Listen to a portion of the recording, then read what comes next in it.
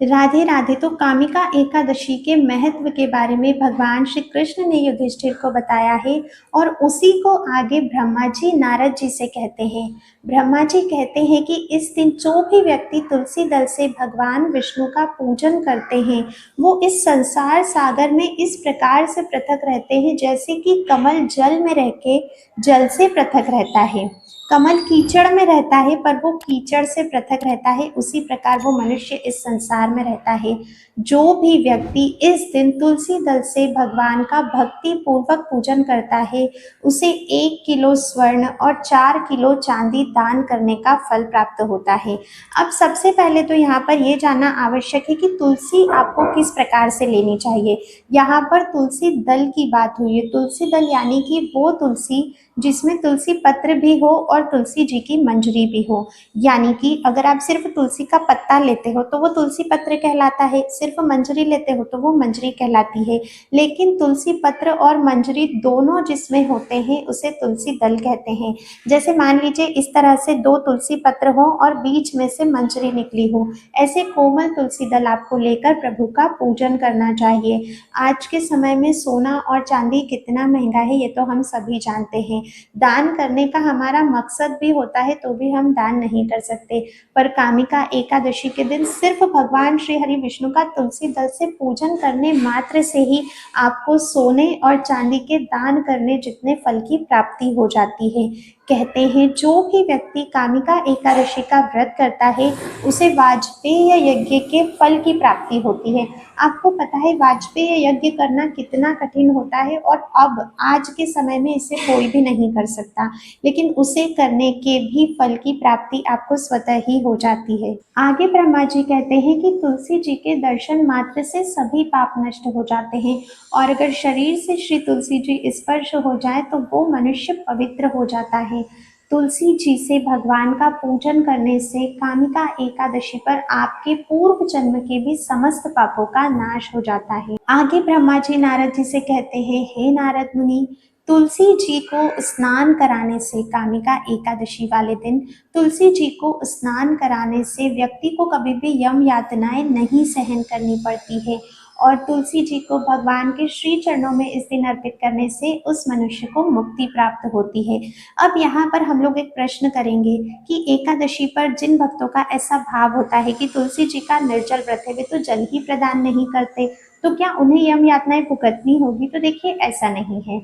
अगर आपका भाव है कि श्री तुलसी महारानी का निर्जल व्रत है तो आप जल प्रदान मत कीजिए, आप प्रभु के श्री चरणों में उन्हें अर्पित कर सकते हैं, इससे भी हमें मुक्ति प्राप्त हो जाती है। आगे ब्रह्मा जी कहते हैं कि जो भी व्यक्ति कामिका एकादशी वाले दिन जागरण करते हैं और दीप दान करते हैं उनके पुण्यों को लिखने में चित्रगुप्त भी असमर्थ होते हैं। कितना सरल सा काम है, बस आपको दीप दान करना है। और ये दीप दान आपको किस प्रकार से करना है? देखिए घी का या तिल के तेल का आपको दीप दान करना है। घी भी देसी गौ माता का होना चाहिए। ये दीपदान आप किसी नदी पर, जलाशय पर, पीपल वृक्ष के नीचे या फिर आप आंवले के नीचे तुलसी जी के समीप कर सकते हो, गौशाला में कर सकते हो, अपने गुरु के घर पे कर सकते हो, किसी भी देवालय में कर सकते हो, शिवालय में कर सकते हो, अपने घर के मुख्य द्वार पर भी आप कर सकते हो। देखो बहुत छोटा सा काम है लेकिन आपने देखा इसका पुण्य फल कितना अधिक बताया गया है हमारे शास्त्रों में। एकादशी की रात्रि पर जागरण किया जाता है, तो अगर आप जागरण करते हो तो भी आपको इस पुण्य फल की प्राप्ति होती है। बहुत छोटा और बहुत सिंपल कार्य है। आजकल हम सभी पितृ दोष से कितना परेशान होते हैं, पितरों को प्रसन्न करने के लिए हम लोग क्या क्या करते हैं, लेकिन ब्रह्मा जी नारद जी को बता रहे हैं कि इस दिन यानी कि कामिका एकादशी वाले दिन जो भी भगवान के समक्ष दीप प्रज्वलित करते हैं उनके पितृ अमृत का पान करते हैं। दीप आपको प्रज्वलित करना है अपने घर के मंदिर में जहाँ भी आप लोग पूजा करते हैं, वही घी का या तिल के तेल का दीपक भगवान के सामने। सिर्फ इतना करने मात्र से ही हमारे पितृ प्रसन्न होते हैं और उन्हें अमृत की प्राप्ति हो जाती है। आगे ब्रह्मा जी कहते हैं कि जो भी व्यक्ति इस दिन भगवान के समक्ष घी या फिर तिल के तेल का दीपक प्रज्वलित करते हैं उन्हें सूर्य लोक में भी सहस्त्रों दीपकों के प्रकाश की प्राप्ति होती है। सूर्य लोक अपने आप में कितना प्रकाशमान होता है, वहां पर भी हमें अंधेरे का सामना नहीं करना है। यानी कि जैसे हमारी मृत्यु होती है उसके बाद हमें कई सारी परीक्षाओं से गुजरना पड़ता है, और अभी जो हम ये कार्य कर रहे हैं, ये जो पुण्य का बैलेंस बना रहे हैं ना, वो हमें वहां पर काम आने वाला है। यहाँ पर तो हम बहुत पैसा, घर, ये वो सारी चीजें जो होते हैं, पर उस यात्रा के लिए हमने क्या तैयारी करी है, तो ये जो पवित्र तिथियां आती है इन पे बहुत छोटा सा करने से बहुत कुछ हमें मिलता है। तो इनका आप जरूर से लाभ उठाया कीजिए। जो भी आपके आसपास आपके अपने हैं उन सभी तक इस तरह की वीडियोस को भी शेयर किया कीजिए, ताकि वो लोग भी इन चीजों का लाभ उठा सके। ये एक सत्कर्म है, ये भी एक पुण्य का कार्य है। जो भी व्यक्ति इस कामिका एकादशी का व्रत धारण करता है उसे कभी भी यमराज के दर्शन नहीं होते, कभी भी उस व्यक्ति को नरक के कष्ट नहीं भोगने पड़ते हैं, और वो व्यक्ति स्वर्ग का अधिकारी बन जाता है। देखो, जाने अनजाने में हम लोग कई सारे पाप करते हैं और उन सभी का प्रायश्चित हमें करना ही होगा। लेकिन यहाँ पर ब्रह्मा जी बता रहे हैं कि अगर आप कामिका एकादशी का व्रत संपूर्ण नियम और श्रद्धा भक्ति पूर्वक करते हो तो आपको इन यातनाओं से मुक्ति मिलती है। ब्रह्मा जी कहते हैं कि जो भी व्यक्ति कामिका एकादशी वाले दिन भगवान श्री हरि विष्णु का धूप, दीप और नैवेद्य से पूजन करते हैं, उन्हें गंगा में स्नान करने से जिस फल की प्राप्ति होती है उससे भी उत्तम फल की प्राप्ति होती है। श्री गंगा मैया परम पवित्र है और श्री गंगा मैया का स्पर्श होते ही मनुष्य पवित्र हो जाता है और अनंत पुण्य फल का भागी बन जाता है। लेकिन इस व्रत को करने मात्र से ही आपको उससे भी अधिक पुण्य फल की प्राप्ति होने वाली है। अब आप अपने आप में अंदाजा लगा लीजिए कि ये कामिका एकादशी का व्रत कितना पवित्र व्रत है और हमारे लिए करना कितना आवश्यक है। जब भी कभी सूर्य ग्रहण या चंद्र ग्रहण होता है उस समय में केदार या कुरुक्षेत्र में स्नान करने से जिस पुण्य फल की हमें प्राप्ति होती है, वो पुण्य फल की प्राप्ति कामिका एकादशी के दिन सिर्फ भगवान विष्णु का पूजन करने से हमें हो जाती है। अब हर कोई हर सूर्य ग्रहण, हर चंद्र ग्रहण पर कुरुक्षेत्र या केदार तो नहीं जाता है, तो वो पुण्य फल हम कैसे अर्जित करें, क्योंकि परिस्थितियां ही ऐसी नहीं होती कि हम जा सके। तो बस आप कामिका एकादशी का व्रत श्रद्धा पूर्वक कर लीजिए, आपको उसके बाद कहीं जाने की आवश्यकता नहीं। आगे ब्रह्मा जी कहते हैं कि श्रावण के इस पवित्र महीने में भगवान विष्णु की पूजा करने का जो फल है वो संपूर्ण पृथ्वी को समुद्र और वन सहित दान करने के फल के बराबर होता है, और बल्कि उससे भी अधिक आपको मिलता है। इस पूरी पृथ्वी को दान करना, जिसमें समुद्र और वन भी शामिल होते हैं। अभी तो हम लोग जमीन का एक छोटा सा टुकड़ा भी दान नहीं कर सकते हैं, क्योंकि हमारे खुद के ही पास इतना धन नहीं होता है, तो हम दूसरों को क्या दान करेंगे। लेकिन सिर्फ व्रत करने मात्र से, उस दिन सिर्फ श्री हरि विष्णु का पूजन करने मात्र से, इस संपूर्ण पृथ्वी को समुद्र और वन सहित दान करने से जो फल प्राप्त होगा उससे अधिक फल आपको प्राप्त हो जाएगा इस दिन भगवान का पूजन करने से। कितने दयालु है ना हमारे भगवान, कितने दयालु है ना हमारे गुरुजन। इतनी छोटी छोटी सी चीज़ों में हमें इतने बड़े बड़े पुण्य फल की प्राप्ति करवा रहे हैं, और इसके बाद भी अगर हम इन व्रत को, इन पुण्य तिथियों का लाभ नहीं उठाते तो हमसे बड़ा मूर्ख तो कोई नहीं हो सकता। अगर आप लोग आभूषण युक्त बछड़ा सहित गौ माता का दान करते हैं तो उससे आपको जिस फल की प्राप्ति होती है वो स्वतः ही आपको कामिका एकादशी के व्रत को करने से हो जाती है। अब जो भी ऐसे लोग हैं जो अपने जीवन में गौदान नहीं कर सकते हैं इच्छा होने के बाद भी, तो आप लोग कामिका एकादशी का व्रत अवश्य ही कीजिएगा।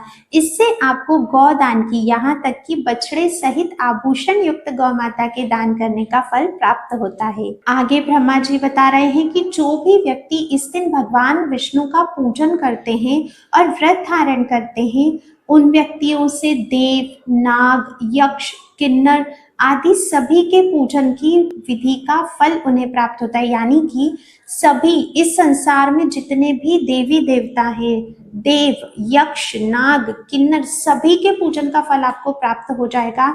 इस दिन आपको सिर्फ व्रत धारण करना है और श्रद्धा पूर्वक भगवान श्री हरि विष्णु का पूजन करना है। जो भी व्यक्ति पाप के डर से भयभीत रहते हैं उन्हें इस दिन यह कार्य अवश्य ही करना चाहिए। आपका सभी का पूजन इस दिन स्वीकार्य हो जाएगा। और अब सबसे इम्पोर्टेंट बात करते हैं, जो सबसे बड़ा फल शायद मुझे लगता है इस एकादशी व्रत को करने से है, वो है ब्रह्म हत्या और भ्रूण हत्या जैसे पाप से हमें मुक्ति मिल जाती है। जाने अनजाने में कई बार हमसे ब्रह्म हत्या जैसा कृत्य हो जाता है, हमें पता भी नहीं चलता। और आज के समय में भ्रूण हत्या इतना कॉमन हो गया है कि लोग जानते भी नहीं है कि उस अपराध का आपको कितना बड़ा दंड मिलने वाला है। तो जो भी ऐसे लोग हैं जिनसे कभी ये कार्य हो चुका है और अब वे उसका प्रायश्चित करना चाहते हैं, तो वे लोग कामिका एकादशी का व्रत अवश्य ही धारण कीजिए। इसका मतलब ये नहीं है कि भ्रूण हत्या करते जाओ और कामिका एकादशी का व्रत करते जाओ, नहीं। जिन लोगों के मन में अपने इस पाप का प्रायश्चित करने की नियत है, जो लोग दिल से चाहते हैं कि अब आगे से हम ऐसा कभी नहीं करेंगे और जो हमारे पास्ट में हो चुका है उसका हम प्रायश्चित दिल से करना चाहते हैं, वे लोग कामिका एकादशी का व्रत संपूर्ण नियम, श्रद्धा, भक्ति भाव के साथ धारण करें। भगवान विष्णु का पूजन करें, श्री तुलसी जी को उन्हें अर्पित करें और आप अपने इस सबसे जघन्य पाप से भी बच सकते हो। अब लेकिन ध्यान रखिएगा कि आगे से ऐसा कभी नहीं होना पाए। दुनिया में शायद सबसे बड़ा अगर कोई पाप है तो वो है एक भ्रूण की हत्या करना। तो अब आप देख लीजिए कि इस कामिका एकादशी के व्रत का कितना अधिक महत्व है। पवित्र चातुर्य मास चल रहा है। चातुर्मास में भगवान की पूजा का बहुत अधिक महत्व होता है। जो भी पूजन के कार्य, भक्ति के कार्य, नाम जाप, मंत्र जप आप करते हो, वो कहीं अधिक होकर आपको फल देता है। और उसमें ये पवित्र कामिका एकादशी, और ये सारी बातें मैं आपको शास्त्रों से ही बता रही हूँ। अलग अलग शास्त्रों का संकलन करके मैं आपके लिए ये लेकर आई हूँ। मन से मैं कुछ भी नहीं कह रही हूँ।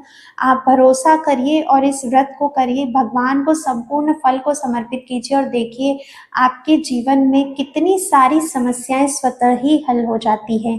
और आपकी जो आने वाली जर्नी है, जो भगवान के पास जाने की जर्नी है, उसके लिए भी आपके मार्ग स्वतः ही सुलभ हो जाएंगे।